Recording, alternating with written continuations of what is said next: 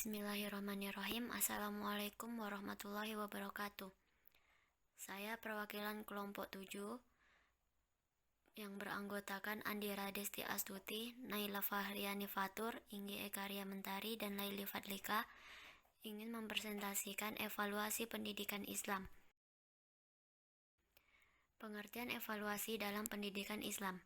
Evaluasi merupakan satu di antara elemen dari sistem pendidikan yang harus dilakukan secara sistematis dan terencana sebagai alat untuk mengukur keberhasilan atau target yang akan dicapai dalam proses pendidikan Islam dan proses pembelajaran. Pendapat para ahli mengenai evaluasi, yaitu 1. Menurut Edwin Wan, evaluasi yang memiliki pengertian suatu gerakan dalam menentukan nilai. Yang kedua, menurut M. Cabib Mustafa, evaluasi merupakan aktivitas yang direncanakan dengan tujuan mengetahui kondisi objek dengan menggunakan instrumen dan hasilnya dibandingkan dengan tolak ukur untuk memperoleh kesimpulan. Beberapa istilah evaluasi dalam Al-Quran tidak ditemukan sinonim atau persamaan kata yang pasti, tetapi terdapat kata-kata tertentu yang mengarah pada makna evaluasi, yaitu 1. Al-bala, yaitu memiliki makna cobaan atau ujian, misalnya dalam surat ayat 2 yang artinya, yang menjadikan mati dan hidup supaya dia menguji kamu, siapa di antara kamu yang lebih baik amalnya. Yang kedua, al-hukum, memiliki makna keputusan atau vonis, misalnya dalam surat Al-Baqarah ayat 284 yang artinya, sesungguhnya Tuhanmu akan menyelesaikan perkara antara mereka dengan keputusannya, dan Dia Maha Perkasa lagi Maha Mengetahui.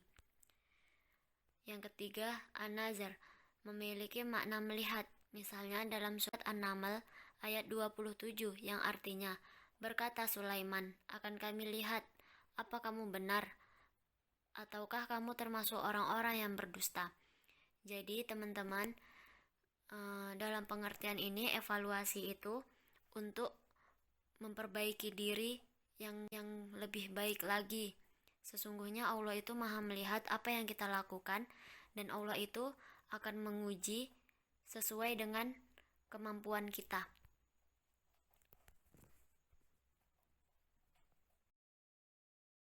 Selanjutnya, prinsip dalam proses evaluasi pendidikan Islam.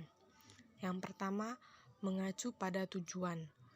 Setiap apa yang dilakukan manusia tentu memiliki niat dan tujuan tertentu, karena suatu aktivitas tanpa niat dan tujuan berarti pekerjaan yang sia-sia.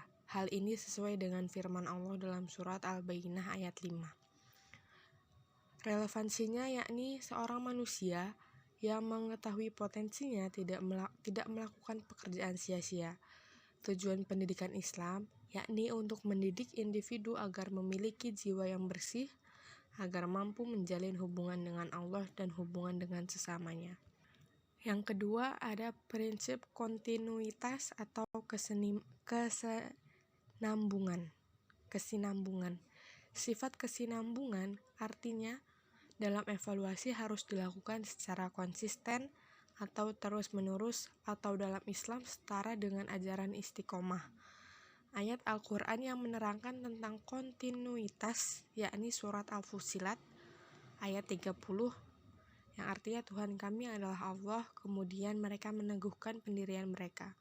Maka malaikat-malaikat akan turun kepada mereka dengan berkata, janganlah kamu merasa takut dan janganlah kamu bersedih hati, dan bergembiralah kamu dengan memperoleh surga yang telah dijanjikan kepadamu. Yang ketiga, ada prinsip totalitas atau komprehensif. Prinsip ini merupakan prinsip yang melihat semua aspek, meliputi karakter, ketajaman hafalan, kerajinan, sikap, kerjasama, dan tanggung jawab. Semua aspek yang dievaluasi itu menyeluruh, baik besar ataupun kecil, seperti dalam firman Allah surat Al-Zalzalah ayat 7 dan 8.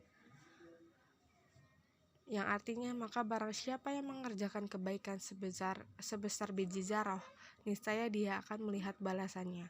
Dan barang siapa yang mengerjakan keburukan sebesar biji zarah, niscaya dia akan melihat balasannya. Yang keempat ada prinsip objektivitas. Objektif yang bermakna menjalankan berdasarkan kenyataan, sesuai aturan dan mengikuti kriteria yang telah ditetapkan. Hal ini seperti yang Allah ajarkan agar berlaku adil dalam melakukan evaluasi, seperti pada surat Al-Maidah ayat 8 yang mana menjelaskan pentingnya keadilan untuk selalu ditegakkan kepada semua orang tanpa pilih kasih. Dan dalam mengevaluasi pendidikan harusnya dilakukan sebaik mungkin sesuai data dan realita tanpa dipengaruhi subjektivitas dari pihak yang mengevaluasi. Berikutnya ada tujuan dalam evaluasi pendidikan Islam. Yang pertama ada menguji. Dalam Al-Quran menggambarkan tentang menguji kemampuan manusia yang beriman terhadap macam-macam problema kehidupan yang dihadapi.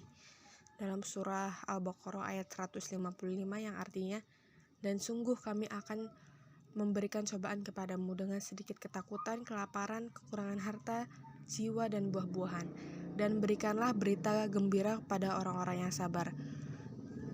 Kedua, mengetahui. Berkaitan dengan sejauh mana hasil pendidikan wahyu yang telah diterapkan Rasulullah kepada umatnya.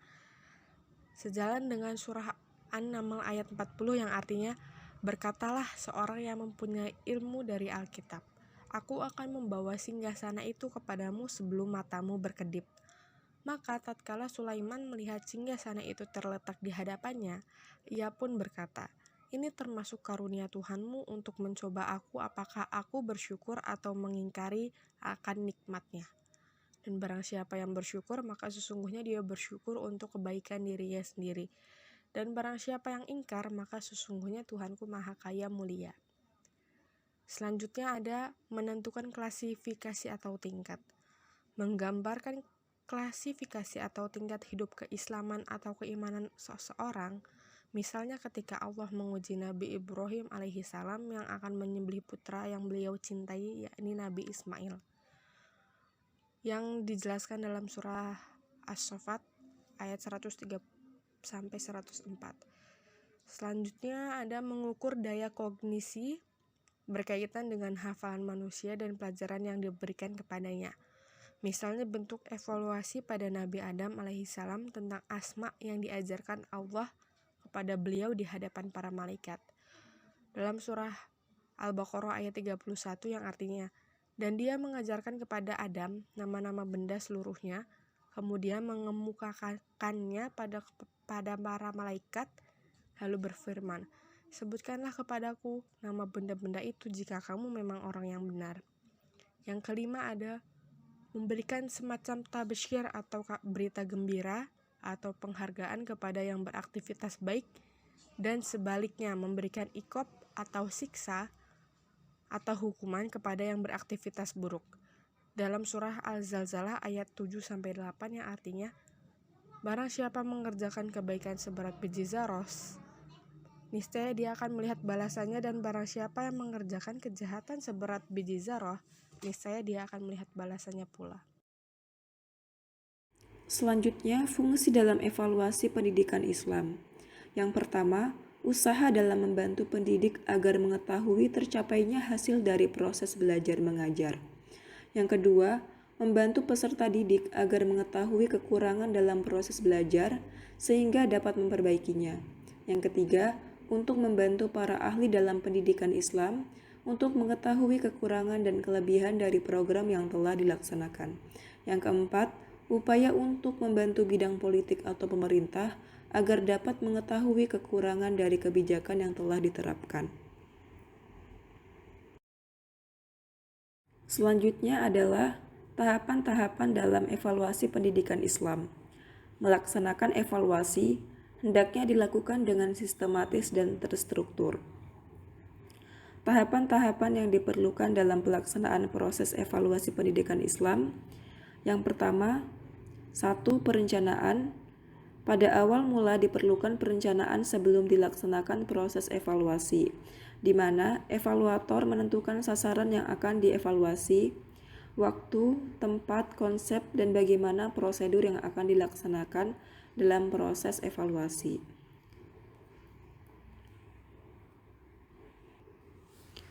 Yang kedua, pengumpulan data. Pengumpulan data dilakukan dengan memberikan alat-alat tes yang akan digunakan guru dalam melakukan proses evaluasi. Pengumpulan data ini dapat berupa soal ulangan maupun pernyataan, observasi maupun wawancara terhadap sasaran yang akan dievaluasi, baik dari siswa ataupun yang lainnya. Yang ketiga, verifikasi data, di mana tahap ini dilakukan dengan berbagai alat, dapat menggunakan uji instrumen, uji validitas, dan uji reliabilitas, dan lain-lain.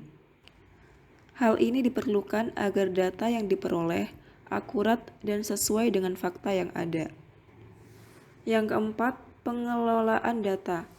Memaknai data yang terkumpul, kualitatif atau kuantitatif, apakah hendak diolah dengan statistik atau non-statistik.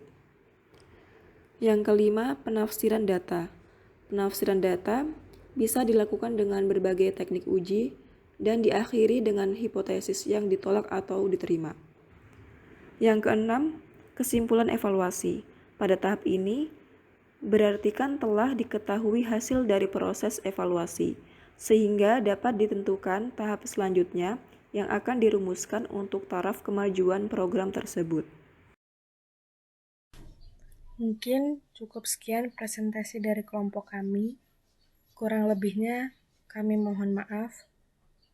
Billahi fisabilil haq fastabiqul khairat. Wassalamualaikum warahmatullahi wabarakatuh.